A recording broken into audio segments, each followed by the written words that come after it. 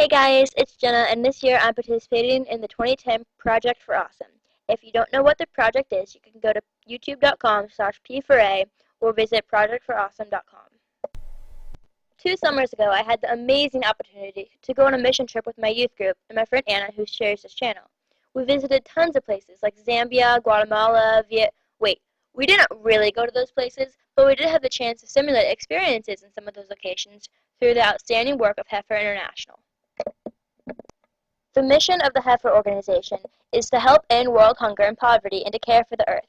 The key to their approach is agroecology, or sustainable charity, meaning that Heifer provides long-term development for struggling communities and not just temporary relief. Heifer offers what they call living loans by giving livestock to people in need, bringing with it not only food, but also wool, eggs, milk, and offspring to continue fighting poverty. The organization doesn't just hand out the animals. First, it makes sure of what the community needs in order to best assist it. Then it prepares the recipients of the livestock by setting up training sessions that take place over the course of 1 year so the recipient community can care for the animals and make the most of its benefits. Once a family or community receives their livestock, they make a promise to pass on the gift by giving one offspring of the animal they received to another family in need, thus continuing the mission to provide not a cup, but a cow. My youth group went to learn about Heifer's mission by visiting the Heifer Ranch Learning Center in Perryville, Arkansas, where we were taught about what Heifer does through creative and interactive demonstrations. The ranch is essentially, a ranch, complete with goats, water bison, turkeys, sheep, camels, and a whole menagerie of other animals. We slept in a barn and had to deal with intruding raccoons, loud animals, and other inconveniences.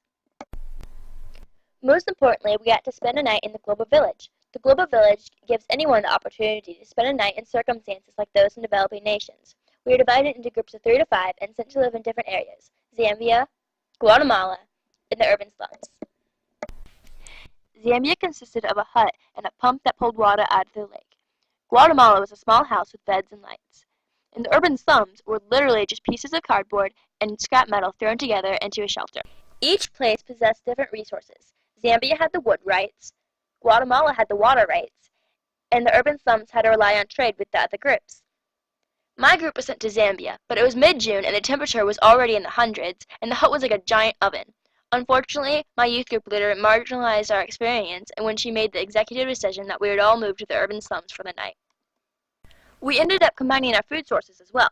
Zambia had vegetables, Guatemala had milk and eggs, and the urban slums had only a small container of rice, even though they had the most people.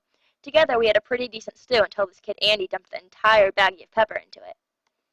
Speaking of Andy, some of us were also assigned roles in our communities.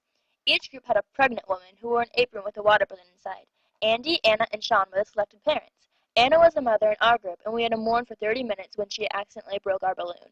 In addition to having the pregnant women, we are also given choices at the beginning of the day. For example, Zambia could either turn in half their food rations or take a handicap card instead and have a community member blindfolded for the entire night. We chose getting our food rations cut. The slums, however, took the handicap card, and Clark spent his time as a sick man who couldn't do any work to help his slummates. Okay, say you don't have a week to take a trip down to Arkansas to experience the Global Village. You can still give to Heifer in other ways.